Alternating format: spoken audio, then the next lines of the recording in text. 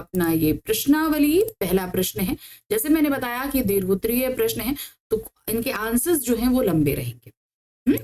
तो यहाँ पर पहला प्रश्न है, यशोधर बाबू को अपने बेटे से शिकायतें होते हुए भी उन्हें किस बात की खुशी होती है, उदाहरण देकर समझाइए। अब देखिए यशोधर बाबू जो है वो समय के साथ अपने आप को बदल नहीं पाए। बेटा उनका मतलब उसकी जब जॉब लगी तो वो इतना अर्न कर रहा था जितना वो आज रिटायरमेंट के आसपास वो अर्न कर रहे थे, तो उन्हें कहीं ना कहीं ये चीज खटकती थी। इसके अलावा भी वो लोग घर की जिम्मेदारी नहीं ले रहे, आधुनिकता के वश में हैं, तो ये कई सारी शिकायतें थी, लेकिन उसके बावजूद भी वो खुश थे। उसका कहीं ना कहीं कारण ये था कि वो लोग अपनी जिंदगी में आगे बढ़ रहे थे। और भी कई कारण थे, चलिए इनको आंसर्स में देखते हैं।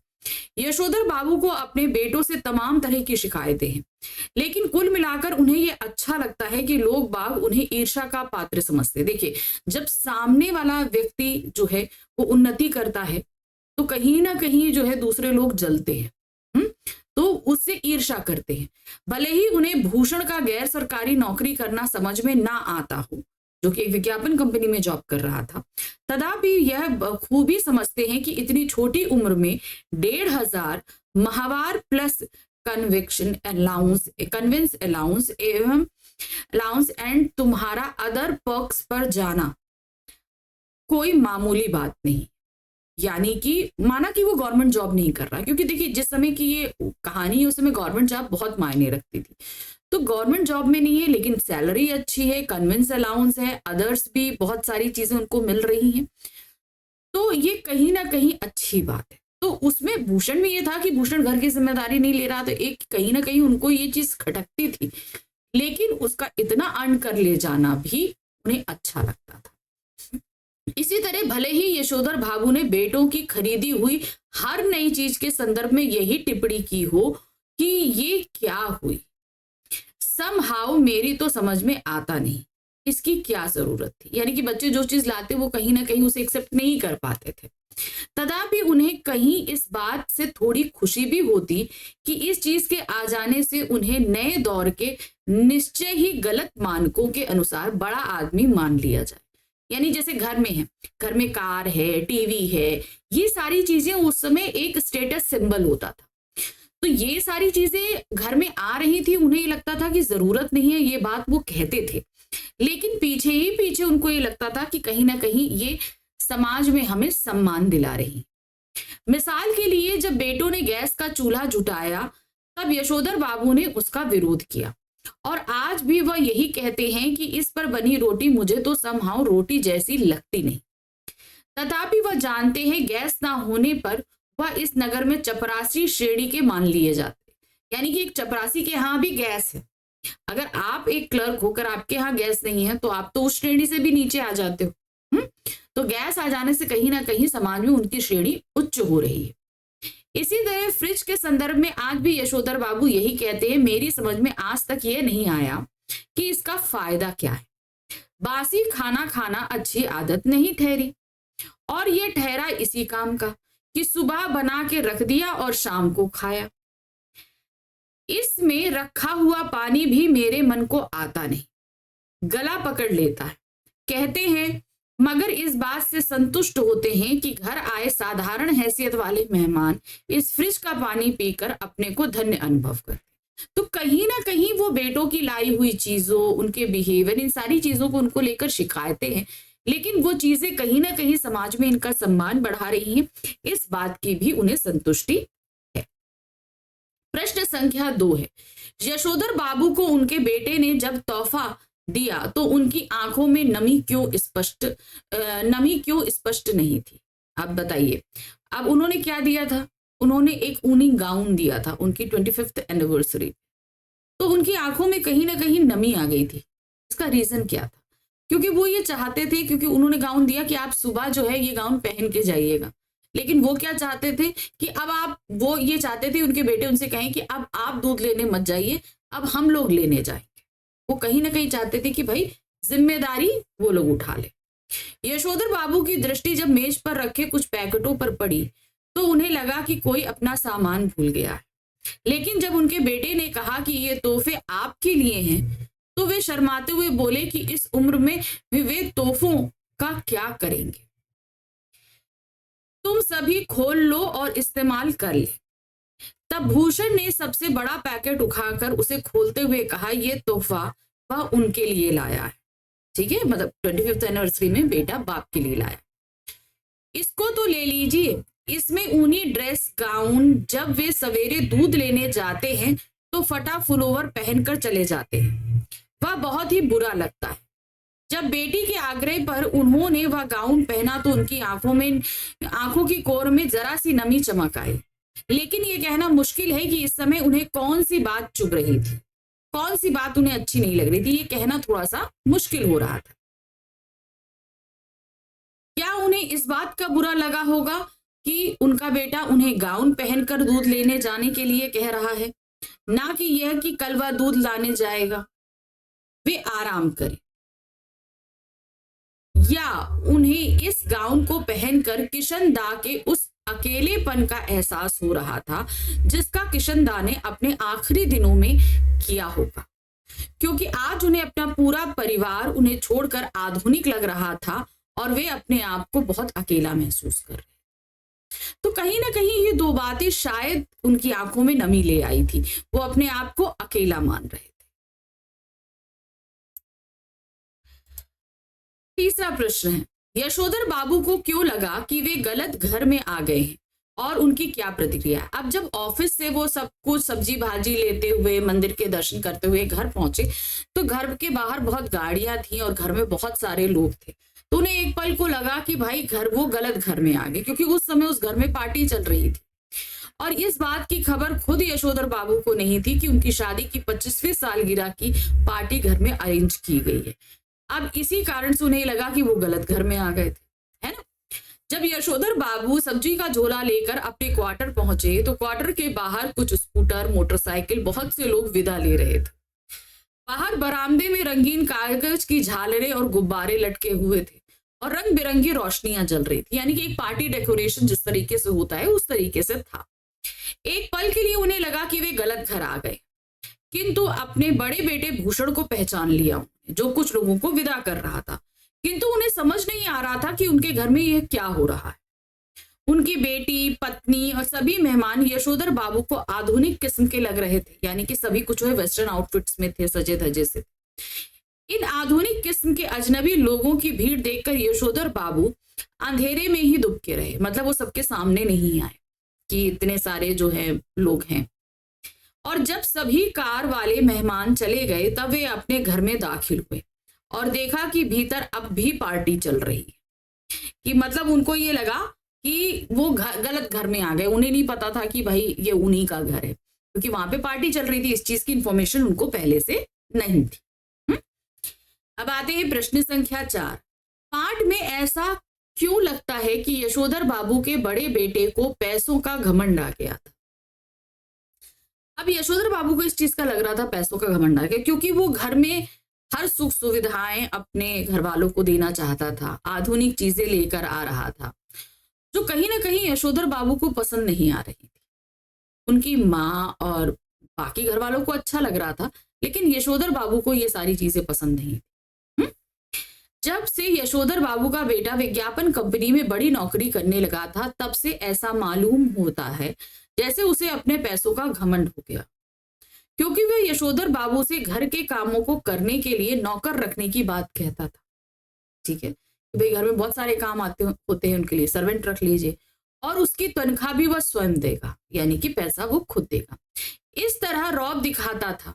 अपना वेतन वह अपने ढंग से वह घर पर खर्च कर रहा था। अब वो क्या चाहते थे कि भाई जो सैलरी आ रही है वो यशोधर बाबू के हाथ पे रख दे, लेकिन वो अपनी सैलरी अपने पास रखता था और अपने तरीके से खर्च करता था।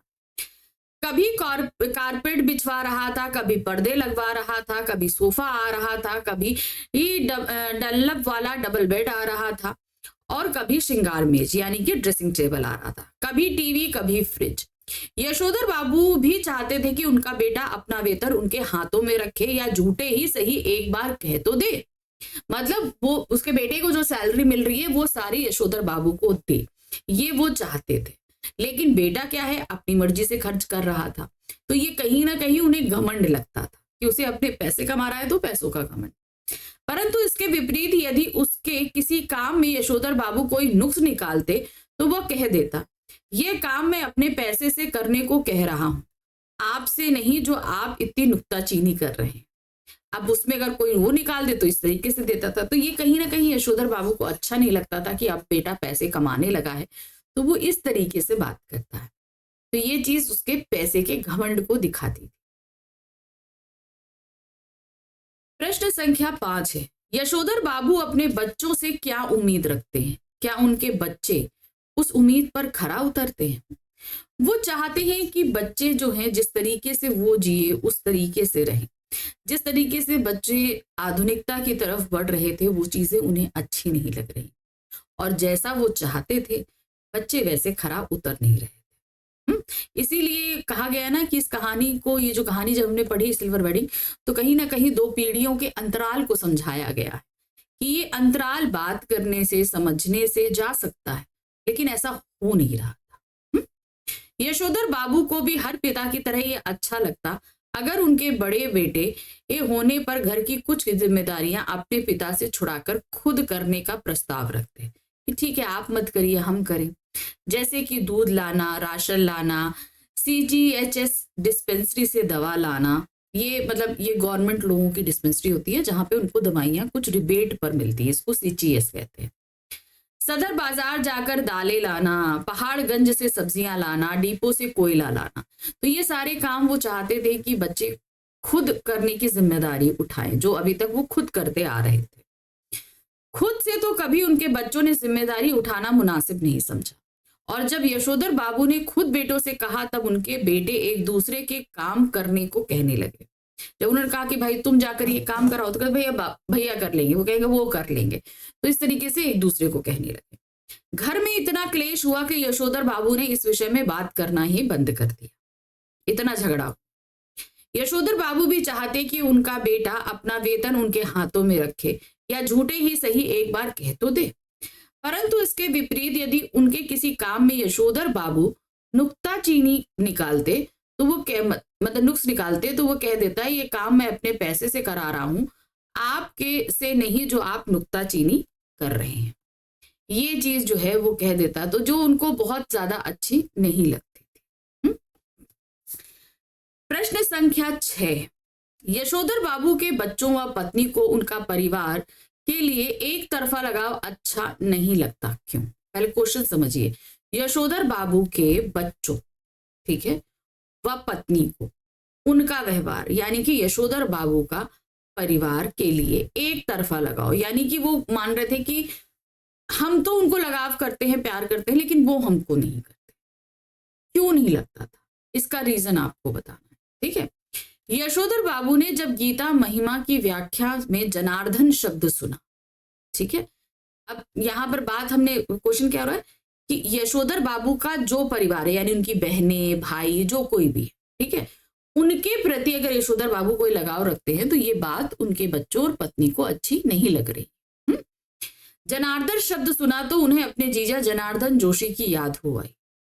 परसों ही कार्ड आया था कि उनकी तबीयत खराब है। यशोधर बाबू सोचने लगे कि जीजा जी का हाल पूछने अहमदाबाद जाना ही होगा, यानी कि जाके उनका हालचाल पूछा है। परंतु उनके बच्चों व पत्नी को उनका परिवार के लिए एक तरफा लगाव अच्छा नहीं लगा। अब एक तरफा क्यों? मतलब ये तो अपनी बहन और जीजा जी के लिए कंसर्न दिखा रहे हैं, वो लोग इतना कंसर्न नहीं दिखाते, ये चीज बात थी। पत्नी का कहना है कि यशोधर जी का स्वयं का देखा हुआ कुछ नहीं है, यानी कि स्वयं का कुछ नहीं है। माँ के मर जाने के बाद छोटी सी उम्र में वह गांव छोड़कर अपनी विधवा बुआ के पास अल्मोड़ा आ गए थे। बुआ का कोई ऐसा लंबा चौड़ा परिवार तो था नहीं जहां की यशोधर जी कुछ देखते और परंपरा के रंग में रंगते। कहने का मतलब है कि वो पूरी तरीके से कभी पारिवारिक नहीं रहे। मैट्रिक पास करते ही वह दिल्ली आ गए और यहाँ रहे कुंवारे कृष्णानंद जी के साथ, ठीक है। कुंवारी की गृहस्थी में देखने को होता क्या है, परंतु यशोधर बाबू कहते हैं जब उन्होंने बच्चों और पत्नी के आधुनिक होने पर रोक टोक नहीं की तो उन लोगों को भी उनके जीने के ढंग पर ऐतराज नहीं होना चाहिए। तो कहने का तात्पर्य उनका ये है कि वो अगर अपने ढंग से अपने परिवार वालों से मिलना चाहते हैं, उनसे कुछ उनके हालचाल लेना चाहते हैं, तो वो उन्हें, उनके परिवार वालों, उनकी बच्चों, उनकी पत्नी को कोई ऐतराज नहीं होना चाहिए। क्योंकि जब उनकी पत्नी ने रहन सहन का तरीका बदला, उनके बच्चों ने बदला, तो उन्होंने ऐतराज नहीं दिखाया, तो अब ये लोग क्यों ऐतराज दिखाएं, ऐसा उनका कहना था। तो ये एक तरफा प्यार उनके बच्चों और पत्नी को बिल्कुल भी अच्छा नहीं लगता था कि आप ही परिवार वालों के लिए इतना कंसर्न कर रहे हैं, वो लोग तो करते नहीं है, कभी आपके बारे में पूछते तक नहीं है। प्रश्न संख्या 7 है, यशोधर बाबू के बच्चों व पत्नी के बारे में बताइए। अब ये सभी समय के साथ अपने को बदल रहे थे, जैसे जैसे समय के साथ बदल रहा था, आधुनिकता आ रही थी, रहन सहन, खान पान, बातचीत, हर चीज में बदलाव आ रहा था, यहाँ तक कि सोच में भी परिवर्तन आ रहा था। मगर यशोधर बाबू जिस तरीके से जीते आए थे, वो अभी भी उसी तरीके से जी रहे थे। इसी की वजह से पत्नी और बच्चे एक तरफ थे और यशोधर बाबू दूसरी तरफ। उन लोगों की सोच में कहीं ना कहीं हमेशा टकराव होता रहता था। यशोधर बाबू का बड़ा लड़का एक प्रमुख विज्ञापन संस्था में नौकरी कर रहा था। यशोधर बाबू को अपने साधारण पुत्र को असाधारण वेतन देने वाली नौकरी कुछ समझ नहीं आती थी, यानी कि इतनी नॉर्मल सी नौकरी और इतना, यानी कि 1,500 रुपए मिल रहा था।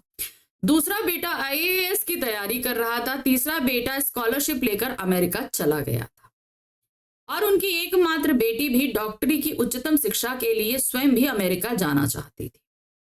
यशोधर बाबू एक ओर तो बच्चों की इस तरक्की से खुश होते हैं, वहीं दूसरी ओर अनुभव करते हैं कि वह खुशहाली भी कैसी जो अपनों को परायापन पैदा करते, यानी कि खुद सब कुछ हो रहा है, लेकिन कहीं ना कहीं रिश्तों में दूरियां आ रही हैं।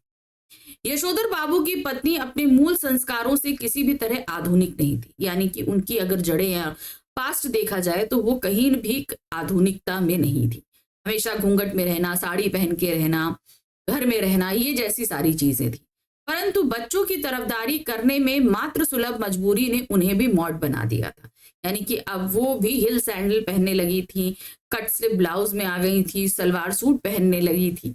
ये सारी चीजें ने उनको मॉड बना दिया था। धर्म, कल, कर्म, कुल, परंपरा सबको ढोंग ढकोसला कहकर घर वाली आधुनिकताओं का आचरण करती है और यशोधर बाबू सान्याल बुढ़िया, क्या है सान्याल बुढ़िया, चटाई का लहंगा और बूढ़े मुंह मुहासे, लोग करे तमाशे कहकर उसके विद्रोह को मजाक में उड़ा देते हैं। यानी कि वाइफ बदल रही थी, आधुनिकता की तरफ बढ़ रही थी, तो वो यशोधर बाबू को भी बदलने के लिए कहती थी, मगर यशोधर बाबू कहीं ना कहीं उसको वो मजाक में उड़ा दिया करते थे और इस तरीके से उसको चिढ़ाया करते थे, अनदेखा कर देना चाहते थे। लेकिन यह स्वीकार करने को बाध्य भी हो जाते हैं कि तमाशा स्वयं उनका बन रहा था। यानी कि सब तो एक तरफ आधुनिकता के साथ बदल रहे थे, आसपास का माहौल बदल रहा था, लेकिन वो नहीं बदल रहे थे। तो वो ये कहीं ना कहीं महसूस कर रहे थे कि वो कहीं पीछे पिछड़ते जा रहे थे समाज के साथ। यशोधर बाबू का रोज की क्या दिनचर्या थी? अब दिनचर्या क्या थी? ऑफिस से निकलना टाइम से, फिर मंदिर जाना, फिर वहां से सब्जी लेना, फिर घर पहुंचना। तो उसी को आपको पूरा यहाँ डिटेल में करना। यशोधर बाबू रोज दफ्तर से बिरला मंदिर जाते और उसके उद्यान में बैठकर प्रवचन सुनते। यह बात उनके पत्नी बच्चों को अच्छी नहीं लगती, क्योंकि उनके अनुसार वे इतने बुढ़े नहीं हैं कि रोज रोज मंदिर जाएं, इतने ज्यादा व्रत करें। बिरला मंदिर से यशोधर बाबू पहाड़गंज जाते और घर के लिए साग सब्जी खरीद लाते। ये सब काम निपटाते हुए घर 8 बजे से पहले नहीं पहुंचते। यशोधर बाबू का अपनी पत्नी और बच्चों से हर छोटी बड़ी बात में मतभेद होने लगा और इसी वजह से वह घर जल्दी लौटना पसंद नहीं करते थे। अब क्या था, चेंजेस हो रहे थे और यशोधर बाबू उसे एक्सेप्ट नहीं कर रहे थे, तो आर्ग्यूमेंट्स होना तो जाहिर सी बात है। उसे एक्सेप्ट नहीं करना और ना ही और उसको पसंद नहीं करना, उसमें आर्ग्यूमेंट करना, तो घर का माहौल बिगड़ रहा था। इसीलिए वो ये लगता था कि जितना मैं घर से बाहर रहूं उतना अच्छा। प्रश्न संख्या 9 है, यशोधर बाबू दफ्तर पैदल क्यों जाते थे? ठीक है, अब ये रीजन था। वैसे तो यशोधर बाबू अपने बटुए में 100-200 रुपए हमेशा रखते हैं, परंतु उनका दैनिक खर्च बिल्कुल ना के बराबर था, यानी कि वो कुछ भी खर्च नहीं करते थे, क्योंकि पहले तो गोल मार्केट से सेक्रेटरिएट तक वे साइकिल से आते जाते थे, मगर अब पैदल आने जाने लगे, क्योंकि उनके बच्चों को उनका साइकिल सवार होना सख्त नागवार था। कि मतलब इतनी एज में भी आकर साइकिल चलाना ये उन्हें अच्छा नहीं लगता था। बच्चों के अनुसार साइकिल तो चपरासी चलाते हैं, स्कूटर उन्हें पसंद नहीं और कार वे अफोर्ड नहीं कर सकते। तो कहने का तात्पर्य है कि साइकिल वो चलाना चाहते थे तो वो इसलिए नहीं चला सकते थे क्योंकि बच्चों को नहीं पसंद। स्कूटर उन्हें चलाना पसंद नहीं था यशोधर बाबू को और इसलिए वो चलाते नहीं थे, और कार वो अफोर्ड नहीं कर सकते थे कि भाई उसमें आना जाना बहुत खर्चा होता है, इसीलिए वो उन्होंने सारी चीजों से निजात पाके उन्होंने पैदल आना जाना ही शुरू किया। प्रश्न संख्या 10 है, सिल्वर वेडिंग की पार्टी देने पर यशोधर बाबू की क्या प्रतिक्रिया थी? उन्होंने कहा हमारे यहाँ तो ऐसी कोई परंपरा ही नहीं है, हमारे यहाँ इस उपलक्ष्य में तो कोई पार्टी या कोई भी तरह का जलसा नहीं होता। वो उनको कहीं ना कहीं बिल्कुल नागवार लगा था। शादी के बारे में पूछने पर यशोधर बाबू ने बताया कि उनकी शादी 6 फरवरी 1947 में हुई थी। जब एक कर्मचारी ने हिसाब लगाया तो पता कि आज तो उनकी सिल्वर वेडिंग है। सभी को जोड़ देने पर ना चाहते हुए यशोधर बाबू ने 30 रुपए चाय पार्टी के लिए दे दिए, परंतु खुद उस पार्टी में शामिल नहीं हुए क्योंकि चाय पानी और गप में वक्त बर्बाद करना किशनदा की परंपरा के विरुद्ध था। तो इस तरीके से उन्होंने पार्टी के लिए पैसे तो दे दिए, खुद शामिल नहीं हुए। और इसमें एक चीज आप और एलिमेंट यूज कर सकते हैं, घर में हो रही पार्टी भी उन्हें पसंद नहीं थी क्योंकि उन्होंने सीधे यही बोला था कि हमारे यहाँ इस तरह का कोई भी चलन नहीं है, इस तरह पर कोई भी पार्टी नहीं दी जाती है। इसलिए घर में जब सिल्वर वेडिंग की पार्टी दी गई थी तो वो भी उन्हें नागवार गुजरी थी। किशनदा का व्यक्तित्व कैसा था? यशोधर बाबू कहीं ना कहीं किशनदा से बहुत ज्यादा प्रभावित थे। तो उनका व्यक्तित्व कैसा था आपको ही बताना, क्योंकि जब वो मैट्रिक पास करके दिल्ली आए थे तो वो किशनदा के साथ ही सबसे रहे और किशनदा के व्यक्तित्व से बहुत ज्यादा प्रभावित भी हुए, उनसे बहुत सारी चीजें सीखी और आज भी उनकी उन सिखाई चीजों को वो फॉलो करते। किशनदा कुंवारे थे और पहाड़ से आए हुए ना जाने कितने लड़के ठीक ठिकाना होने से पहले उनके यहाँ रह जाते थे, यानी कि अब आए हैं रहने की जगह नहीं है तो किशनदा के यहाँ रहते थे और जब जॉब करने पर उन्होंने घर ढूंढ लेते थे तो वो लोग चले जाते थे। यशोधर बाबू भी जिस समय दिल्ली आए थे उनकी उम्र सरकारी नौकरी के लिए कम थी। तब किशनदा ने उन्हें मैस का रसोइया बनाकर रख लिया था। यही नहीं, उन्होंने यशोधर बाबू को 50 रुपए उधार भी दिए थे ताकि वह अपने लिए कपड़े बनवा सके और गांव पैसा भेज सके। ठीक है, कपड़े बनवा सके और पैसा गांव में।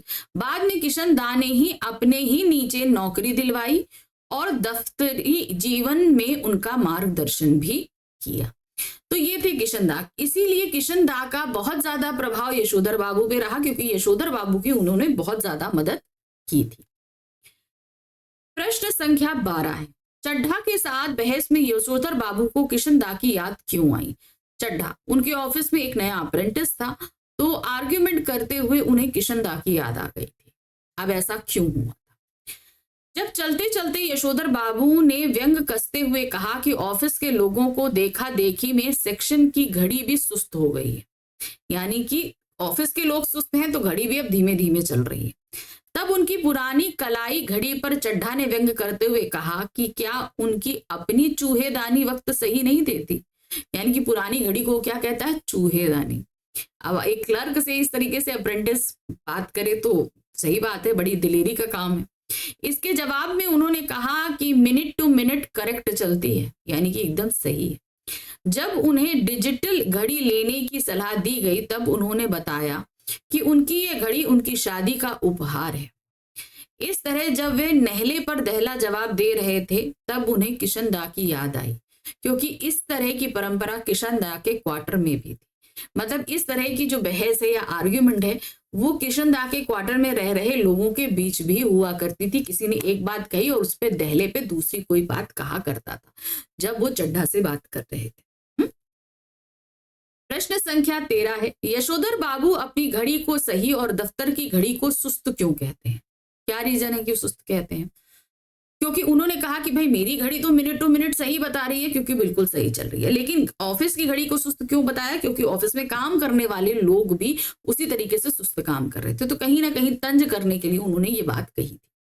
यशोधर बाबू जो कि सेक्शन ऑफिसर हैं और वे अपने दफ्तर की पुरानी दीवार घड़ी पर नजर दौड़ाते हैं जो 5:25 बता रही थी। उसके बाद वे अपनी कलाई की घड़ी को देखते हैं जिसमें 5:30 बज रहे थे, यानी कि 5 मिनट वो स्लो थी, दीवाल वाली घड़ी। यशोधर बाबू अपनी घड़ी रोजाना सुबह शाम रेडियो समाचारों से मिलाते हैं, इसीलिए उन्होंने अपने दफ्तर की घड़ी को सुस्त ठहराया, यानी कि वो स्लो हो गई थी।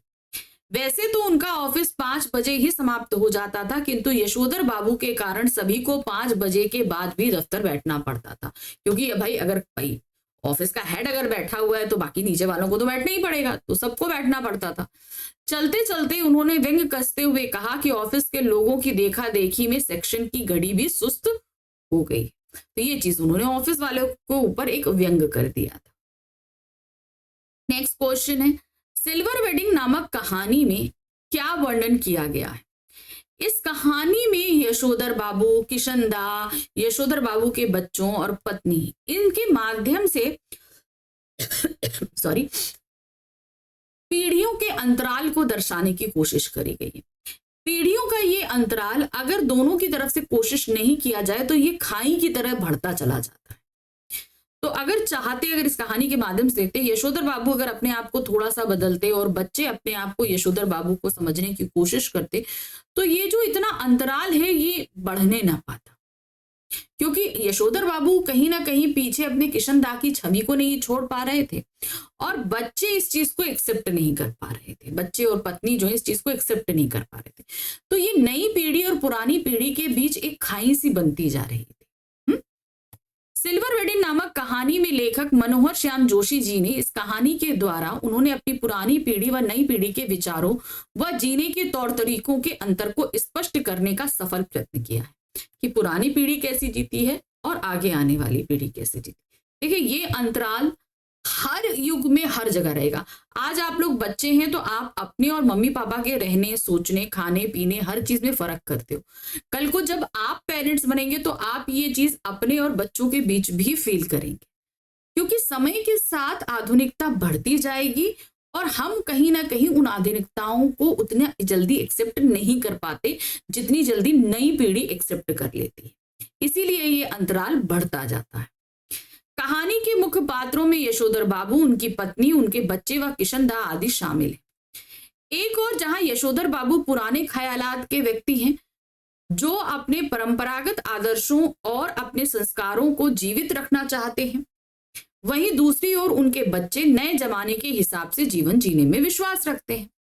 कहानी में भी इसी नई पीढ़ी और पुरानी पीढ़ी के बीच के द्वंद्व को दर्शाया गया। मतलब इस द्वंद्व के चलते चलते क्या हुआ है, कहीं ना कहीं उन पीढ़ियों में बहुत दूरियां आ गई।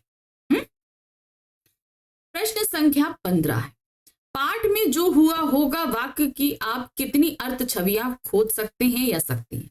जो हुआ होगा, ये बात किसने कही थी? ये किशनदा की मौत पर कहा गया था, क्योंकि उनकी मौत का सही रीजन पता नहीं था, है ना। देखिए क्या है, पाठ के आधार पर हम जो हुआ होगा कि 3 अर्थ छवियां निकाल सकते हैं जो निम्नलिखित हैं। पता नहीं क्या हुआ होगा, दूसरा है किशनदा की निराशा, तीसरा है किशनदा के प्रति लोगों का ध्यान ना जाना। तो ये 3 रीजन थे जो हुआ होगा कि ठीक है, किसी ने अगर उन्होंने पूछा किशनदा को क्या हुआ, कैसे उनकी मौत हुई, पता नहीं, जो हुआ होगा हमें नहीं मालूम, ठीक है, या तो उनको पता नहीं। दूसरी चीज, किशनदा इतने इंपॉर्टेंट नहीं थे कि उनकी तरफ कोई ध्यान देता, या जो हुआ होगा मतलब किशनदा की जो डिप्रेस थे उसका रीजन किसी को नहीं पता था।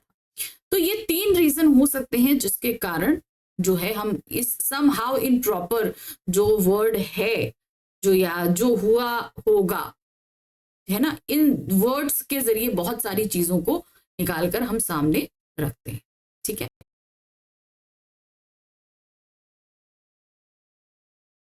पहला प्रश्न आ रहा है, वो प्रश्न है, मराठी मास्टर ने किस तरह लेखक को कविताएं लिखने के लिए प्रोत्साहित किया? अब लेखक के लिए पढ़ाई शुरू करना भी एक संघर्ष से कम नहीं था, और पढ़ाई करने के बाद जब सौंदगेलकर जी जो उनके मराठी के मास्टर थे वो कविताओं में बहुत रुचि रखते थे, और यही रुचि धीरे धीरे हमारे लेखक आनंद यादव जी के पास में भी आई। तो चलिए देखते हैं कि कैसे ये डेवलप हुई। मास्टर स्वयं कविता करते थे और अनेक मराठी कवियों के काव्य संग्रह उनके घर में थे। अब कहते हैं ना कि अगर आपको सिखाना है तो पहले खुद इंटरेस्ट होना जरूरी है। तो ये चीज सौंदगेलकर जी के पास थी। वे उन कवियों के चरित्र और उनके संस्मरण बच्चों को बताया करते थे। इसके कारण ये कवि लोग लेखक को आदमी ही लगने लगे थे। अब कारण क्या है कि जैसे हम लोग पढ़ते हैं, अब बहुत सारे आप लोग लेखक पढ़ रहे हो, सब कुछ हो रहा है, तो उसमें आप लोग को कहीं तक ये लगता होगा कि पता नहीं ये लोग किस तरीके के होते होंगे कि इनको अलग तरीके से कोई पावर होती है जो कविता या लेख लिख लेते हैं। लेकिन जब हम इनके चरित्र को जानने की कोशिश, इनके जीवन को जानने की कोशिश करते हैं तो हमें लगता है ये तो हम जैसे ही आम आदमी है और उन्होंने अपनी इन प्रतिभाओं को निखारा है, और यही हमारे लेखक के साथ में भी हुआ था। इसीलिए लेखक को भी यह विश्वास हुआ कि वह भी कविता कर सकता है, कि मतलब उनको भी लगा कि नहीं, मैं भी कविता कर सकता हूं क्योंकि मेरे अंदर भी ये प्रतिभा है, मैं भी आम आदमी हूं। वह कविता और वह लता देखने, ये ने दोनों ने ही देखी थी। अब चलिए देखते हैं यहाँ पर क्या चीज है। मास्टर ने दरवाजे पर मालती की बेल पर मास्टर ने एक कविता लिखी थी। अब मास्टर के दरवाजे, जो सौंदगेलकर जी है ना, उनके दरवाजे पर लता की एक बेल लगी हुई थी, मालती लता लगी हुई थी, उस पर उन्होंने कविता लिखी। वह कविता और वह लता लेखक ने दोनों ही देखी थी। कहने का तात्पर्य क्या है, मास्टर जी के घर जाते थे तो उस लता को भी लेखक ने देखा हुआ था और साथ ही साथ लेखक ने वो कविता भी पढ़ी जो लेखक ने लिखी थी, जो मास्टर जी ने लिखी थी। इसके कारण लेखक को भी लगता था कि अपने आसपास, अपने गांव में, अपने खेतों में कितने ही ऐसे दृश्य हैं जिन पर वह कविता बना सकता है। तो जब एक लता देखकर कविता लिखी जा सकती है तो कोई भी चीज पर कविता लिखी जा सकती है। लेखक ने यही सोचा, जिन पर वह कविता बना सकता है। लेखक भैंस चराते चराते फसलों पर, जंगली फूलों पर तुकबंदी करने लगा, क्योंकि भाई देखिए, कविता का पहला जो नियम होता है वो होता है तुकबंदी। तो उन्होंने तुकबंदी करना सीख लिया। उन्हें जोर से गुनगुनाता भी था और अपनी बनाई कविताएं मास्टर को दिखाने लगा। तो मतलब उन्होंने जब ये जान लिया कि आसपास की चीजों पर ही कविताएं बनती हैं, तो उन्होंने बनाई और मास्टर को भी दिखाई। मास्टर कविता लिखने में लेखक का मार्गदर्शन किया करते थे, यानी कि जो गलतियां होती थी लेखक बताते थे, वो मास्टर जी बताते थे और लेखक उन्हें सुधारते थे। वे लेखक को बताते कि कवि की भाषा कैसी होनी चाहिए, संस्कृत भाषा का उपयोग कविता के लिए किस तरह होता है, छंद की जाति कैसे पहचाने, उसका लय क्रम कैसे देखें, अलंकारों में सूक्ष्म बातें कैसे होती हैं, अलंकारों का भी एक शास्त्र होता है, कवियों को शुद्ध लेखन करना क्यों जरूरी होता है, शुद्ध लेखन के नियम क्या हैं आदि। तो एक कविता लिखने के लिए जो कोई भी जरूरी चीजें होती वो सब मास्टर जी ने लेखक को सिखाई धीरे धीरे करके। अब लेखक इसी दिशा में कोशिश करने लगा, तो वो सिखाई हुई चीजों को सीख भी अच्छे से रहा था और जाने अनजाने लेखक की मराठी भाषा भी सुधरने लगी। लेखक लिखते समय अब बहुत सचेत रहने लगा, अलंकार, छंद, लय आदि की सूक्ष्मता से देखने लगा। लेखक पर अब शब्दों का नशा चढ़ने लगा था, यानी कि अब शब्द उसे समझ में आने लगे थे अच्छे से, और उसे ऐसा प्रतीत होने लगा था कि उसके मन में कोई मधुर बाजा बजता रहता है। यह लेखक की अपनी लगन व मेहनत ही थी कि जहां उस छोटे बच्चे के पिता उसकी पढ़ाई लिखाई के विरोधी थे, अब वही छोटा बच्चा बड़ा होकर महान कथाकार, उपन्यासकार बन गया था। छोटे में जहां उनके पढ़ने तक की मुसीबत बनी थी, आज मास्टर जी के कृपा से वो एक बहुत बड़े कथाकार और उपन्यासकार बन गए थे। प्रश्न एक संख्या 2 है, सौंदगेलकर कौन थे और उनकी कविताओं का लेखक पर क्या असर हुआ? वो एक मराठी मास्टर थे और उनकी कविताओं से ही लेखक के अंदर भी इंटरेस्ट आया कि वो भी कविताएं लिखें। लेखक एक मराठी मास्टर जिनका नाम ना सौंदगेलकर, ये इतना ही नाम दिया गया है चैप्टर में था। वे कविता बहुत ही अच्छे ढंग से पढ़ाते थे। पहले तो वे एक आध कविता को गाकर सुनाते थे, फिर बैठे बैठे अभिनय के साथ कविता के भाव बच्चों को समझाते थे, यानी कि कविता में पूरी तरीके से रम जाते थे। गाकर सुनाना यानी कि रम जाना। वे स्वयं भी कविता की रचना करते थे, खुद भी लिखा करते थे। कभी कक्षा में कोई अपनी कविता याद आती तो वह सुना देते थे। ठीक है, लेखक उनके द्वारा सुनाई व अभिनय की गई कविताओं को ध्यान से सुनता व देखता था। लेखक अपनी आंखों और कानों का पूरा ध्यान लगाकर मास्टर के हाव भाव, ध्वनि, गति, चाल और रस को ग्रहण करता था, क्योंकि लेखक को धीरे धीरे इंटरेस्ट आने लगा था। तो उसे ये लगने लगा था कि अगर इन सब चीजों पर मैं ध्यान दूंगा तो मैं भी ये प्रतिभा अपने अंदर ला सकता हूं। इसीलिए वो हर एक चीज, हर एक मुद्रा, हर एक भाव पर ध्यान रखता था और उन सभी कविताओं को सुबह शाम खेत पर पानी लगाते हुए या जानवरों को चराते हुए अकेले में खुले में मास्टर के हाव भाव, यति गति और आरोह अवरोह के अनुसार गाता। यानी कि जो मास्टर जिस तरीके से कर रहे थे वो अपने खाली समय में उसी तरीके से कविता वाचन करने लगा। कविता को बनाता और उसी का वाचन भी उसी तरीके से करता। पहले जानवरों को चराते हुए, पानी लगाते हुए, दूसरे काम करते हुए लेखक को अकेलापन खटकता था। उसे किसी के साथ बोलते हुए, गपशप करते हुए, हंसी मजाक करते हुए काम करना अच्छा लगता था। लेकिन अब उल्टा, लेखक को अकेले रहना अच्छा लगता था, क्योंकि अकेले में अब वो जो काम कर रहा था उसे उसमें ज्यादा मजा आ रहा था। क्योंकि अकेले में वह कविता ऊंची आवाज में गा सकता था और किसी भी तरह का अभिनय कर सकता था। लेखक ने अनेक कविताओं को अपनी खुद की चाल में गाना शुरू कर दिया था। यानी कि अपनी तरह से कविता लिखता भी था और उन्हें गाता ही था। प्रश्न संख्या 3 है, वसंत पाटिल कौन था और लेखक का उसके साथ कैसा संबंध था? वसंत पाटिल जो था वो कक्षा का सबसे होनहार बच्चा था। उसके साथ रहकर लेखक ने काफी कुछ सीखा था। उनकी पढ़ाई भी बहुत अच्छी हो गई थी। सभी उनको जानने पहचानने लगे थे। लेखक की कक्षा में एक वसंत पाटिल नाम का एक दुबला पतला किंतु बड़ा होशियार लड़का था। उसकी होशियारी के कारण मास्टर ने उसे कक्षा मॉनिटर बना दिया था। लेखक को अब अपनी अपेक्षा छोटे लगता था, ठीक है, और लेखक उससे पहले ही 5वीं में पहुंच गया था। गलती से पिछड़ गया था, इसीलिए लेखक के अनुसार मास्टर की कक्षा की मॉनिटरी उसे सौंपनी चाहिए थी। परंतु दूसरी ओर लेखक को पता था कि उसके पास 5वीं की परीक्षा पास करने के लिए केवल 2 ही महीने, क्योंकि भाई उसका टाइम वेस्ट हुआ था ना। अब जब उसने 5वीं में एडमिशन लिया तो अब जो है वो वार्षिक परीक्षाएं आने वाली थी। कक्षा में दंगा करना और पढ़ाई की उपेक्षा करना लेखक के लिए मुमकिन नहीं था। इन सब बातों के कारण लेखक का सारा ध्यान पढ़ाई की ओर रहा और पढ़ाई में लेखक वसंत पाटिल की नकल करने लगा। कहते ना, अपने से अच्छी की संगत लो तो सारी चीजें अच्छी होती हैं। यही हुआ, जिसके परिणाम स्वरूप लेखक के मन की एकाग्रता बढ़ गई और लेखक को गणित झटपट समझ में आने लगे, सवाल सही होने लगे। मास्टरों को लेखक को अपनेपन का व्यवहार मिलने लगा। कहते ना, बच्चा जब अच्छा करने लगता है तो टीचर्स भी उसको रिकॉग्नाइज करने लगते हैं। यही हुआ, टीचर उसे पहचानने लगे, उसके नाम से पहचानने लगे। मास्टरों के इस व्यवहार के कारण और वसंत की दोस्ती के कारण पाठशाला में लेखक का विश्वास बढ़ने लगा था। अब वो धीरे धीरे जो है वो बढ़ चढ़कर अच्छे से काम करता ताकि सारे लोग उसको अप्रिशिएट करें।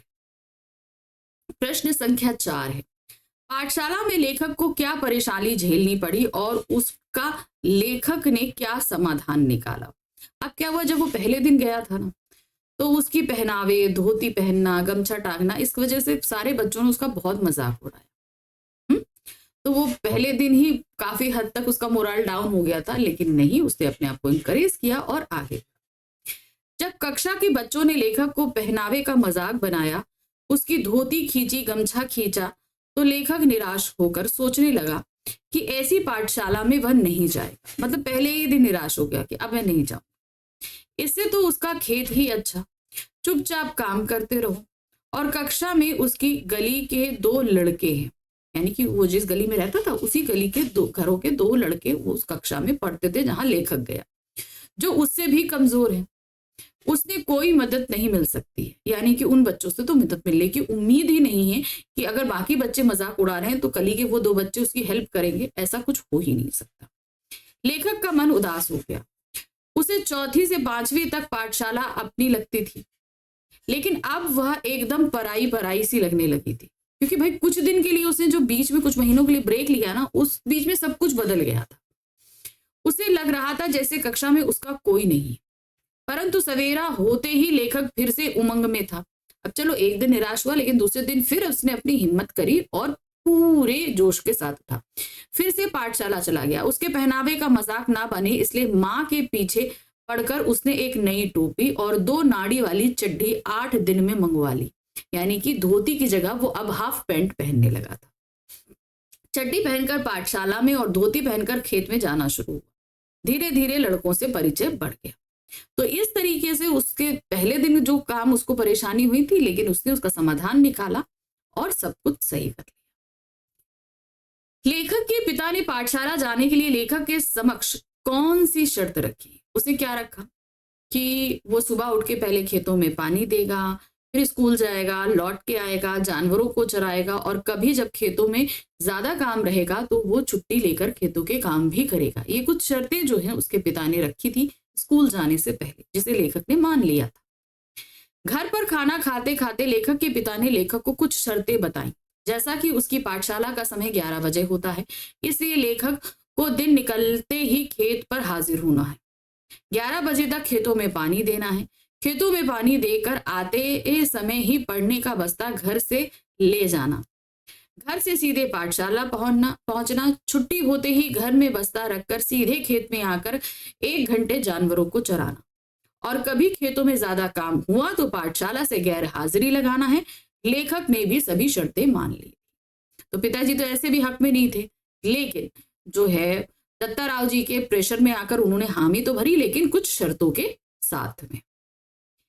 देसाई दादा यानी दत्ताजी देसाई दादा, लेखक और लेखक के पिता की बातचीत का वर्णन अपने शब्दों में कीजिए।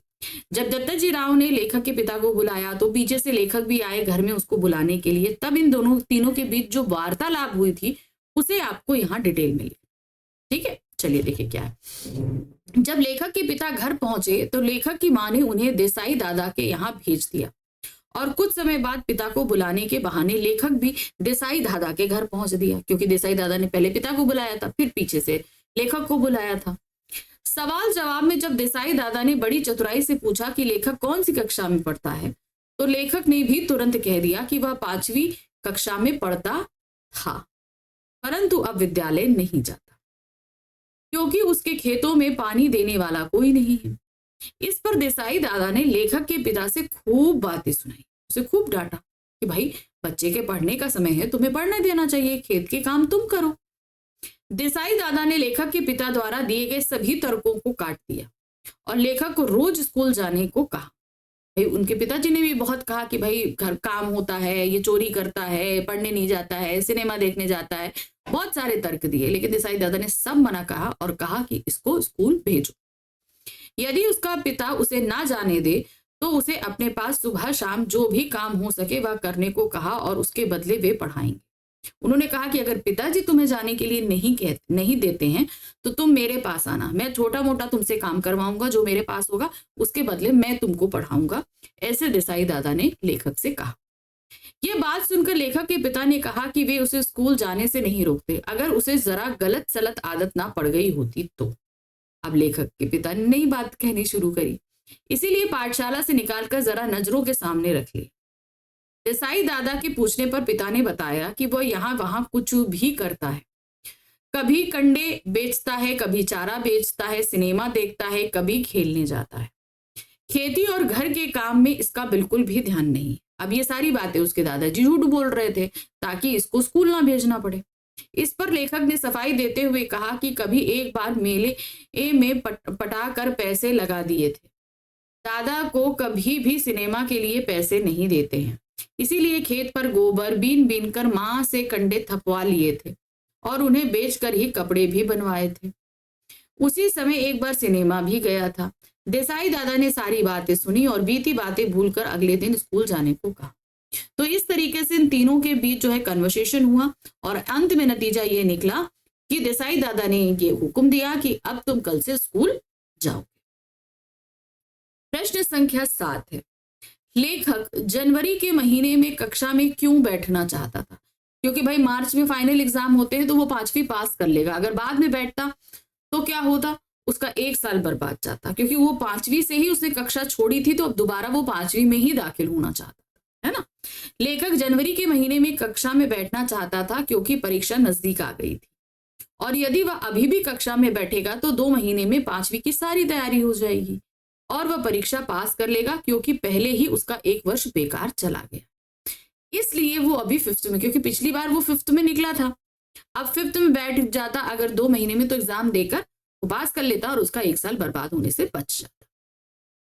लेखक की मां ने दत्ताजी राव को लेखक के पिता के बारे में क्या बताया कि वो पूरा दिन आवारा सांड की तरह घूमता रहता है, रखमाबाई के पास जाता है और घर के कामों में ध्यान नहीं देता और उसके लिए बच्चे की पढ़ाई छुड़ा के उसे खेतों में लगा दिया। ये बात उन्होंने कही थी। लेखक की मां ने दत्ताजी राव को लेखक के पिता के बारे में बताया कि लेखक के पिता खेती के काम में हाथ नहीं लगाते। उनको सारी गांव भर में आजादी से घूमने को मिलता रहे, इसीलिए उन्होंने लेखक का पढ़ना बंद कर उसे खेती में जोत दिया ताकि उन्हें काम न करना पड़े, वो आराम से घूमते रहें। इसलिए बच्चे की पढ़ाई छुड़वा कर उसे खेतों के काम में। प्रश्न संख्या 9 है, लेखक की पढ़ाई की समस्या लेकर लेखक और लेखक की मां कहाँ गए और क्यों?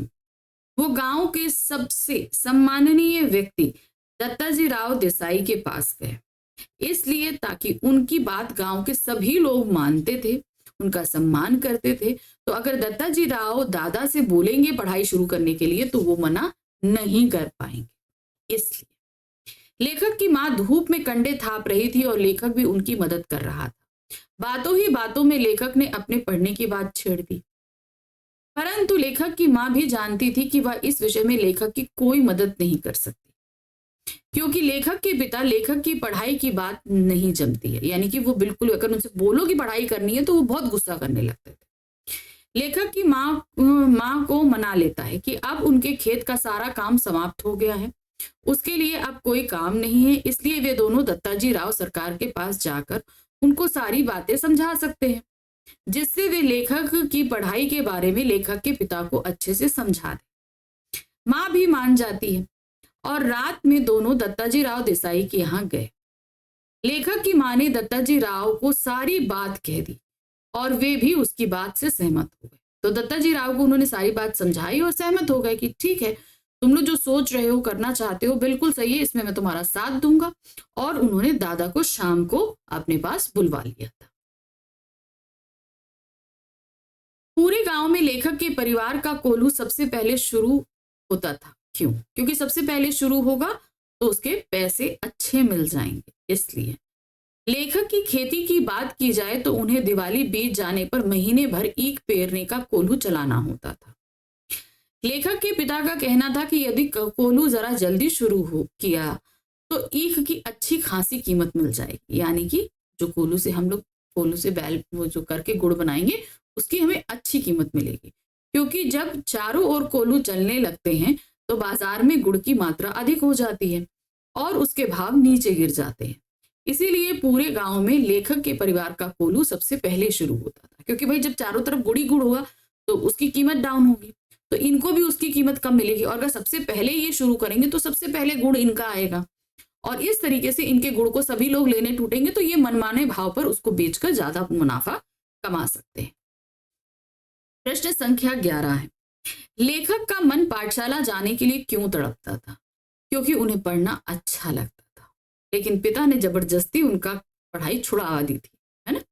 लेखक का मन पाठशाला जाने के लिए तड़पता था, परंतु लेखक को अपने दादा अर्थात पिता से यह कहने में डर लगता था, लेकिन वह चाहता था कि कोई उसके पिता को यह समझा दे। लेखक इसलिए भी पढ़ना चाहता था क्योंकि उसे लगता था कि खेती से उसका गुजारा नहीं हो पाएगा। इसका कारण यह भी था कि उसके दादा के समय में जितनी खेती सफल थी अब उसके पिता के समय में नहीं रह गई। यानी कि पहले ज्यादा मुनाफा होता था, अब इतना नहीं होता था कि घर चलाना भी मुश्किल होता था।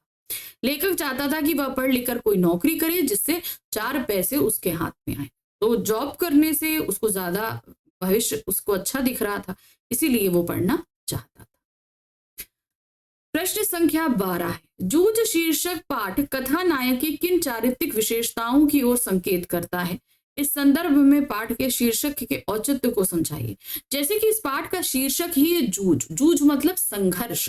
तो पढ़ाई से लेकर घर स्कूल का पहला दिन हो या अपने लिए एक अच्छा मुकाम बनाना हो, कविताएं करना हो, हर समय उनके जीवन में जो संघर्ष रहा उससे वो कभी पीछे नहीं उठे और इसी संघर्षशील प्रवृत्ति के कारण वो एक अच्छे कथाकार और उपन्यासकार बन पाए। कथानायक जीवन भर विपरीत परिस्थितियों से जूझता रहा। पिता के कड़क व रूखे स्वभाव के कारण वह पाठशाला जाने में असमर्थ था, किंतु अपनी मां के साथ मिलकर ऐसी योजना बनाई जिसके कारण वह पाठशाला भी गया और एक शिक्षित व्यक्ति भी बना। उसने जीवन के संघर्ष में अपना आत्मविश्वास कभी नहीं खोया।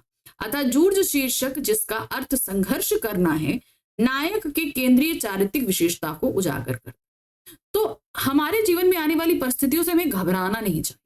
उनसे लड़कर संघर्ष करके अपने लिए सही रास्ता निकालना चाहिए। प्रश्न संख्या 13 है, कविता के प्रति लगाव से पहले और उसके बाद अकेलेपन के प्रति लेखक की धारणा में क्या बदलाव आया?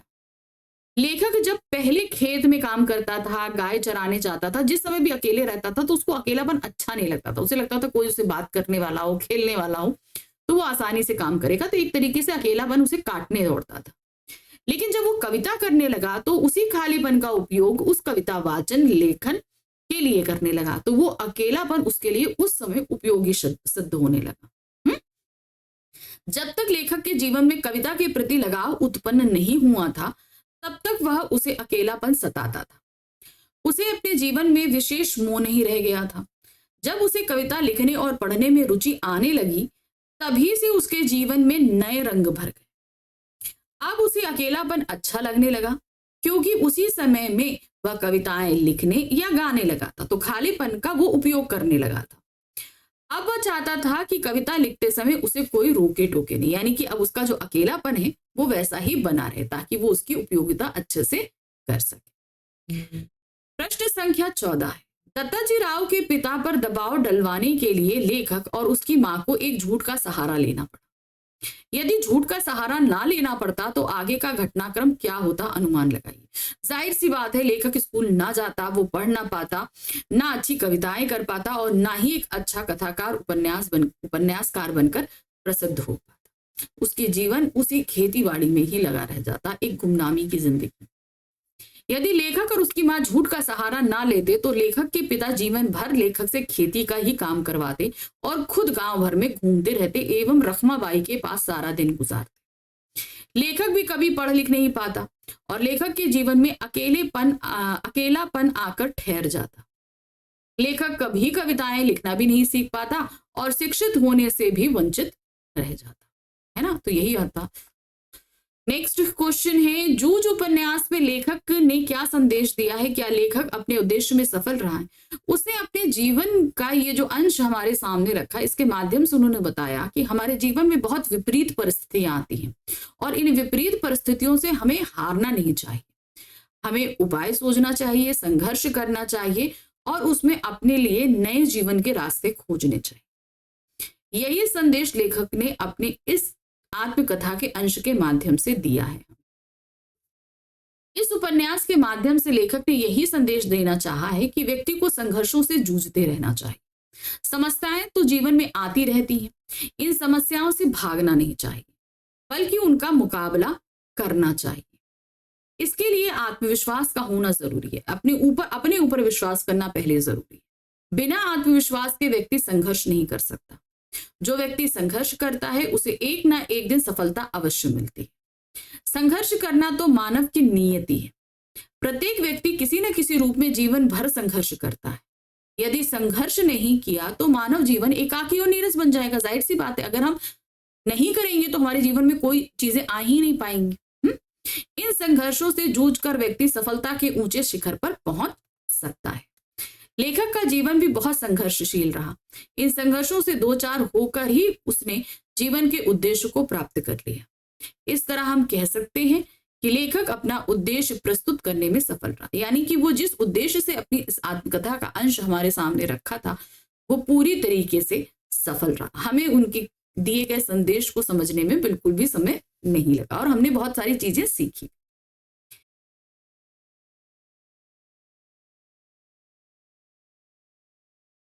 तो प्रश्न मैं आपके लिए यहाँ पर लेकर आई, ठीक है। चलिए देख लेते हैं क्या है। पहला प्रश्न है, सिंधु सभ्यता के कई राज अभी भी दफन है जो शायद हमेशा दफन ही रहेंगे और उनके बारे में केवल कयास ही लगाए जा सकते हैं, ऐसा क्यों? देखिए, बहुत सारी चीजें निकली जो अजायब घर में रखी गई। अभी भी बहुत सारा काम वहां पे बाकी है। हड़प्पा सभ्यता जो रेल लाइन बिछाए जाने से काफी हद तक डिस्ट्रॉय हो गई, उसके हमें कुछ सबूत नहीं मिले। तो अभी भी कहने का मतलब है कि बहुत सारे राज हैं जो अभी अंदर ही हैं, उनको पता करना अभी बाकी है। अजायब घर में रखी चीजों में कुछ सुइयां भी हैं। खुदाई में तांबे और कांसे की बहुत सारी सुइयां मिली थी। काशीनाथ दीक्षित को सोने की 3 सुइयां मिली जिनमें एक 2 इंच लंबी थी उन्हें देखकर यह समझा गया कि यह बारीक कशीदे कारीगर के काम आती रही होगी। नरकती के अलावा मोहनजोदाड़ो के नाम से प्रसिद्ध 2 दाढ़ी वाले नरेश की मूर्ति, उसके बदन पर आकर्षक गुलकारी वाला दुशाला भी है। आज छापे वाला कपड़ा अजरक सिंध की खास पहचान बन गया है, पर कपड़ों पर छपाई का आविष्कार बहुत बाद का है। खुदाई में सुइयों के अलावा हाथीदांत और तांबी के सुए भी मिले हैं। जानकार मानते हैं इनसे शायद दरियां बुनी जाती थी, परंतु दरी का कोई नमूना या साक्ष्य खुदाई में हासिल नहीं हुआ। मतलब उपकरण तो मिल रहे हैं, ये बात है, लेकिन उनसे बनाई गई चीजों का कहीं कोई प्रमाण नहीं, और वह शायद कभी हासिल भी ना हो, क्योंकि मोहनजोदाड़ो में अब खुदाई बंद कर दी गई है। भाई जितना की गई, अब और करी जाती तो बहुत सारी चीजें मिलती, लेकिन अब बंद है, क्योंकि सिंधु के पानी के रिसाव के क्षार और दलदल की समस्या पैदा हो गई। क्योंकि सिंधु नदी वहां से कुछ ही दूर पे है, अब उसको जितना डीप खोदा जा रहा है वो पानी यहां से निकलना शुरू हो चुका है, इसलिए उस खुदाई को रोक दिया गया है, जिससे मौजूदा खंडरों को बचाकर रखना ही अपने आप में बड़ी चुनौती बन गई। अब चूंकि पानी का रिसाव आ रहा है, तो जो खंडर हमने खोद कर निकाले हैं उन्हीं को अब बचा लें, वही बात है। बाकी जो चीजें दबी रह गई सो दबी रह गई। यही कारण है कि खुदाई को बंद किया गया है, और सिंधु सभ्यता के कई राज अभी भी दफन हैं, जो शायद हमेशा दफन ही रहेंगे, और उनके बारे में केवल कयास ही लगाए जा सकते हैं। यानी कि सिर्फ हम एजम्पशन कर सकते हैं कि यहाँ पर ये रहा होगा, वहां रहा होगा, क्योंकि अब वहां पर खुदाई करना इम्पॉसिबल सी बात है, क्योंकि अगर खुदाई करी गई तो जो अभी खंडर मौजूद हैं वो सभी खत्म हो जाएंगे। प्रश्न संख्या 2 है, सिंधु सभ्यता की खूबी उसका सौंदर्य बोध है, क्यों? अब वहां पर चीजें जिस तरीके से बनाई गई हैं, जितनी सुव्यवस्थित तरीके से वहां पर नगर नियोजन किया गया है, वहां पर मिली हुई चीजें जितनी खूबसूरत है, तो ये बताता है कि जब ये सभ्यता सही में रही होगी तो उसकी सुंदरता अपरंपार होगी, वहां की व्यवस्था अपरंपार होगी, है ना। सिंधु घाटी के लोगों में कला और सुरुचि का महत्व ज्यादा था। वास्तुकला का नगर नियोजन ही नहीं, धातु और पत्थर की मूर्तियां, मृंद भाण, उन पर चित्रित मनुष्य, वनस्पति और पशु पक्षियों की छवियां, सुनिर्मित मोहरे, उन पर बारीकी से उत्कीर्ण आकृतियां, खिलौने, केश विन्यास, आभूषण, सबसे ऊपर सुघड़ अक्षरों का लिपि रूप सिंधु सभ्यता की तकनीक सिद्ध से ज्यादा कला सिद्ध जाहिर करता है। कि मतलब इन्होंने ये सारी चीजें टेक्निक डेवलप तो करी, लेकिन हर चीज में सुंदरता जरूर रखी। कंघी में इतनी कलाकारी है, बच्चों के खिलौनों में कलाकारी है, मतलब कौन सी ऐसी चीज है जिसके अंदर कला आपको दिखेगी नहीं? हर एक चीज में कलाकारी है। एक पुरातत्ववेत्ता के मुताबिक सिंधु सभ्यता की खूबी उसका सौंदर्य बोध है, जो राज पोषित या धर्म पोषित ना होकर समाज पोषित था। यानी कि यहाँ पर कोई राजतंत्र के डर से काम नहीं करता था, किसी धर्म के डर से यहाँ पर कोई शासन व्यवस्था नहीं थी। यहाँ पर सब समन्वय के रूप में, समझदारी के रूप में समाज को उच्च लेकर चलते थे। शायद इसीलिए आकार की भव्यता की जगह उसमें कला की भव्यता दिखाई देती है। तो यहाँ पर बहुत बड़ा नहीं है, लेकिन जो है वो बहुत सुंदर है, ये चीज कही गई है। प्रश्न संख्या 3 है, क्यों माना जाता है कि मोहनजोदाड़ो में अनुशासन तो जरूर था, पर वो अनुशासन ताकत के बल पर नहीं था? देखिए, वहां पर खुदाई में बहुत सारी चीजें मिली, वहां पर औजार मिले हैं, लोगों के डेली उपयोग करने वाली चीजें मिली हैं, लेकिन किसी तरह के अस्त्र शस्त्र नहीं मिले। क्योंकि देखिए, किसी भी राजतंत्र में अगर राजा है तो जाहिर सी बात है अस्त्र शस्त्र मिलेंगे, वहां पर ऐसे महल, ऐसे प्रासाद मिलेंगे, कुछ ऐसे भवन मिलेंगे जो उच्च होंगे, लेकिन ऐसा कुछ नहीं मिला कि जो बताता हो कि शासन व्यवस्था का ये राजा का घर है, या यहाँ पर ये जो है अस्त्र शस्त्र इस्तेमाल होते हों। इस तरह का कोई भी चीज नहीं होता है कि वहां पर जो है ताकत के बल पर अनुशासन किया जा रहा था, या ताकत के बल पे वहां पे शासन करके लोगों के बीच जो है वो एक अनुशासन स्थापित किया गया था।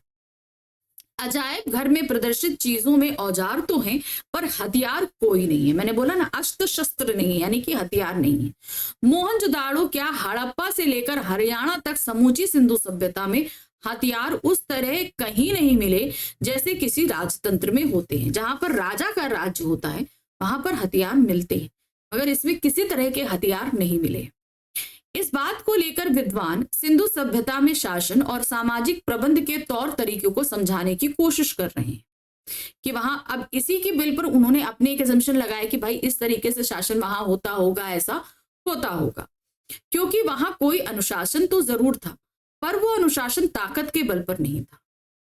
वे मानते हैं कि कोई सैन्य सत्ता शायद यहां ना रही हो, मगर कोई अनुशासन जरूर था जो नगर योजना, वास्तुशिल्प, मुहर ठप्परों, पानी या साफ सफाई जैसी सामाजिक व्यवस्थाओं आदि में एकरूपता तक को कायम रखे हुए थे। यानी कि कुछ तो ऐसा था कि यहाँ पर सब कुछ सुव्यवस्थित था, सब कुछ अनुशासित था, लेकिन वो ताकत के बल पर नहीं था, किसी के डर से नहीं था, कोई धर्म नहीं था। जो कुछ था वो वहां पर लोगों के आपसी समन्वय के साथ था, समझदारी के साथ था, मिलजुल कर सब वो काम कर रहे थे। प्रश्न संख्या 4 है, मोहनजोदाड़ो की खुदाई में कौन कौन सी चीजें निकली हैं और वे कहाँ हैं?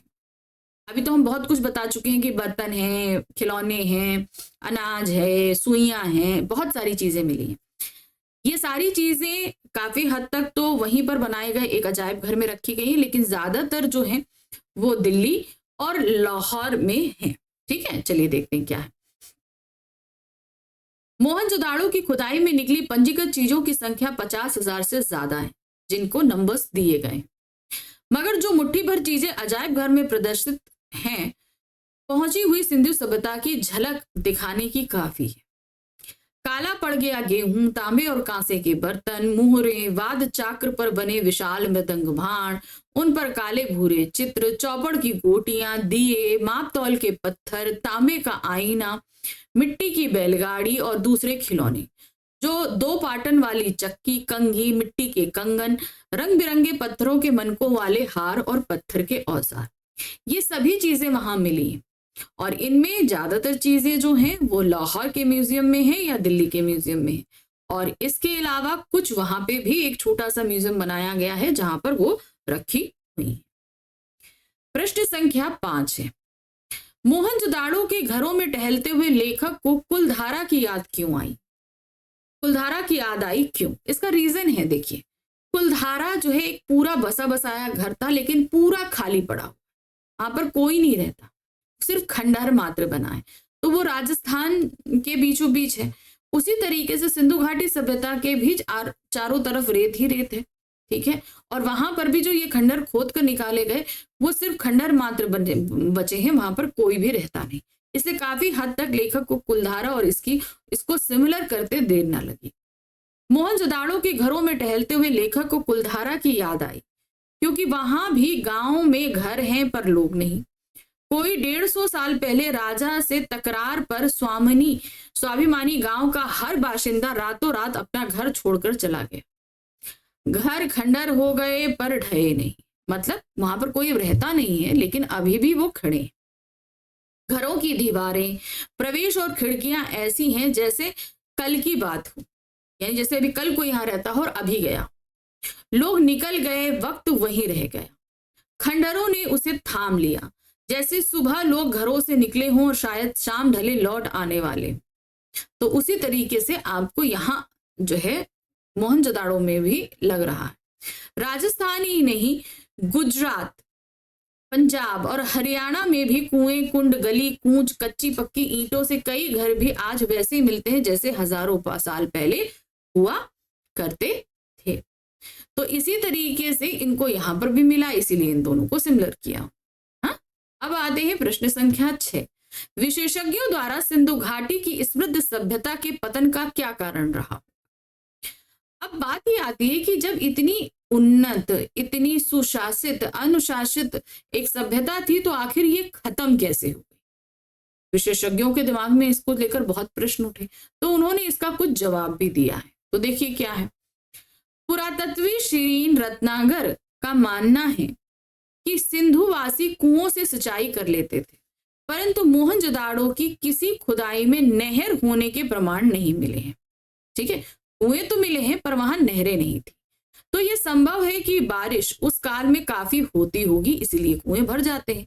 इन सभी से यह भी अंदाजा लगाया जा सकता है कि हो सकता है बारिश घटने और कुओं के अत्यधिक इस्तेमाल से भूतल जल पहुंच से दूर चला गया हो, यानी कि वाटर लेवल इतना नीचे चला गया कि लोग अब उसे बाहर निकाल नहीं सकते, और पानी के अभाव में यह इलाका उजड़ा और उसके साथ सिंधु घाटी की समृद्ध सभ्यता का भी पतन।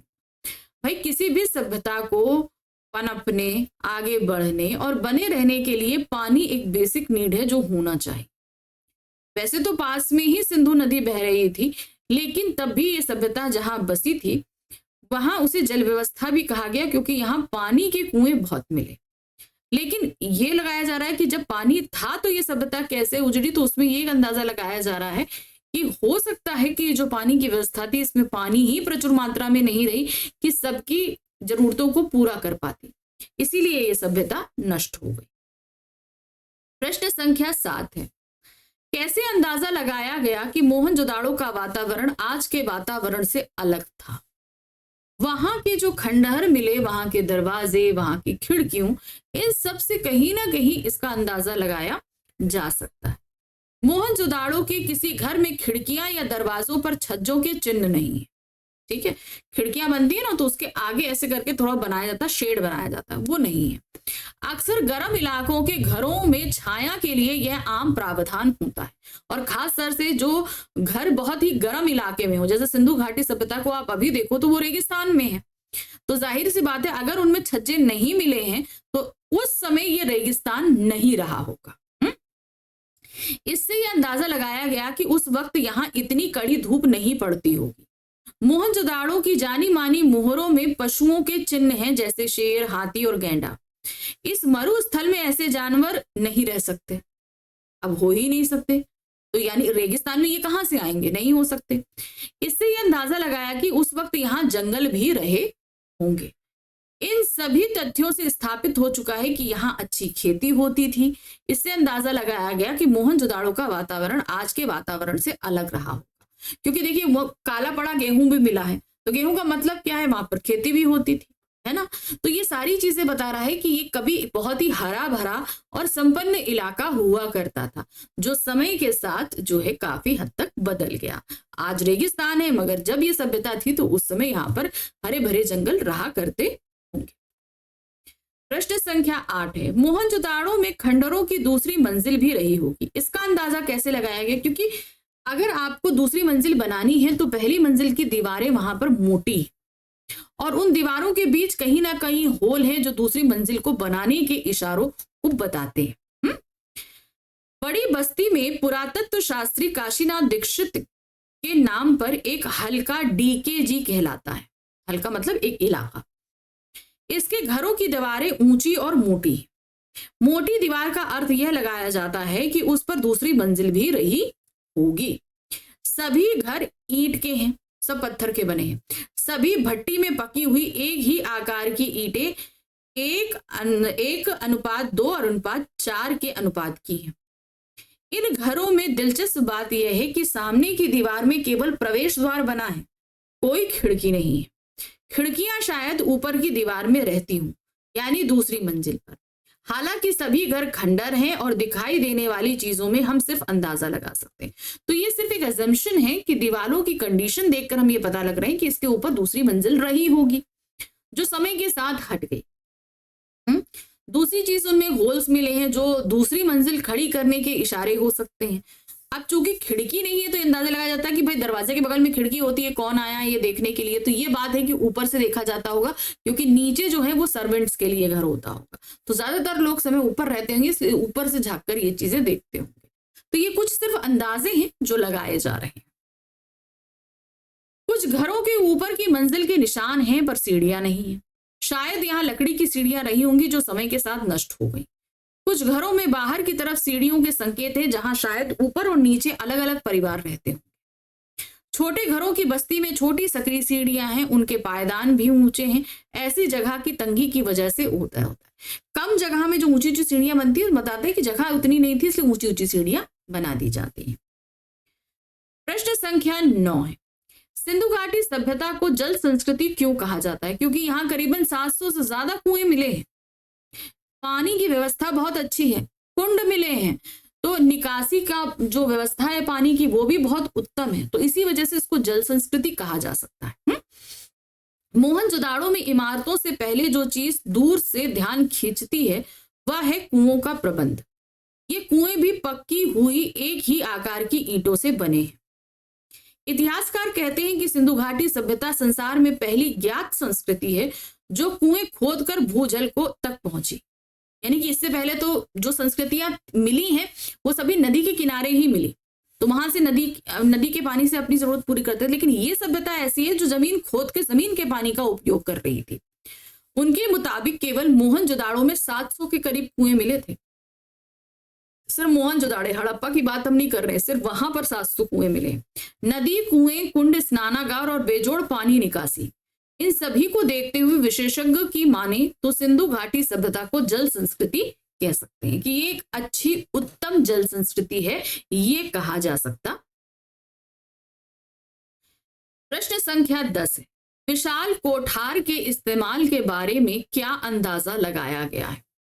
कुंड की दूसरी तरफ एक बहुत विशाल कोठरी है, अब वो किस काम आती होगी? ये क्या इसका विशेषज्ञों ने क्या अंदाजा लगाया और किस बेसिस पे लगाया?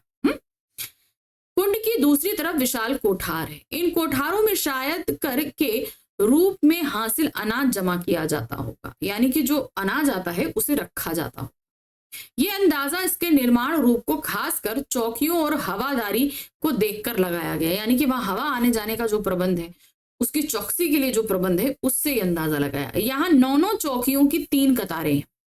उत्तर में एक गली है जहां से बैलगाड़ियों से में इस अनाज को लाया या ले जाया जाता होगा। बैलगाड़ी आने जाने का निशान कैसा है? क्योंकि वहां रास्ते पर बैलगाड़ी के पहियों के निशान मिले हैं। बैलगाड़ियों के प्रयोग के साक्ष्य सिंधु घाटी सभ्यता में मिले हैं कि यहाँ पर बैलगाड़ी इस्तेमाल होती होगी, क्योंकि वहां पर उनकी जो सड़क है जो पत्थरों से बनी है उन पर बैलगाड़ी के निशान मिले हैं। प्रश्न संख्या 11 है, सिंधु घाटी के दौर में व्यापार ही नहीं उन्नत खेती भी होती थी, ये कैसे साबित हो सकता है? क्योंकि पर वहां पर मिले हुए जो अनाज है उससे ये साबित होता है, जो वहां पर औजार मिले हैं इससे सब, क्योंकि शुरू में ये लगाया जाता था कि यहाँ खेती नहीं होती थी, लेकिन पानी की इतनी व्यवस्था, काला पड़ा अनाज, औजार, ये सारी चीजें बताते हैं कि ये लोग खेती करते थे। सिंधु घाटी के दौर में व्यापार ही नहीं उन्नत खेती भी होती थी, परंतु कई वर्षों तक यह माना जाता रहा कि सिंधु घाटी के लोग अन्न नहीं उगाते। पहले ये माना जाता था कि वो नहीं उगाते, बल्कि दूसरी जगह से उनका आयात करते थे। परंतु नई खोज ने इस ख्याल को निर्मूलन साबित कर दिया। अब ये नई खोज क्या थी? बल्कि अब कुछ विद्वान मानते हैं कि सिंधु घाटी मूलतः खेतीहर और पशुपालक सभ्यता ही थी, यानी कि यहाँ पर खेती बहुत ज्यादा होती थी और पशु का पालन भी होता था। वहां लोहा शुरू में नहीं था, पर पत्थर और तांबे की बहुतायत थी। पत्थर सिंध में ही था, तांबे की खानें राजस्थान में थी। इतिहासकार इरफान हबीब के मुताबिक यहाँ के लोग रबी की फसल लेते थे, जिनमें कपास, गेहूं, जौ, सरसों और चने की उपज के पुख्ता सबूत खुदाई में मिले हैं। अब खुदाई में ये सारी चीजों के अंश मिले हैं, इसी से वो लोग अजम्पशन लगा रहे हैं कि यहाँ पर ये खेती हुआ करती थी। वह सभ्यता का तर युग था। सत्तर युग मतलब कि यहाँ पर प्रचुर मात्रा में पानी था, खेती थी, हरियाली थी, जानवर थे, सब कुछ था, इसीलिए इसे तर युग कहा गया। धीमे धीमे सूखे में ढल गया, यानी कि पानी धीरे धीरे खत्म होने लगा। विद्वानों का मानना है कि यहाँ ज्वार, बाजरा, रागी की उपज होती थी। लोग खजूर, खरबूजे और अंगूर उगाते थे, झाड़ियों से बेर जमा करते थे, कपास की खेती भी होती थी। कपास को छोड़कर बाकी सबके बीज मिले। अब कपास होता था ये कैसे पता? क्योंकि कपड़ा मिला है, इससे पता चल रहा है। बीज नहीं मिले हैं लेकिन कपड़ा मिला है और उन्हें परखा भी गया है। कपास की खेती का अंदाजा वहां पर सूती कपड़ा मिलने से किया गया है। ये दुनिया में सूत के 2 सबसे पुराने नमूनों में से एक है।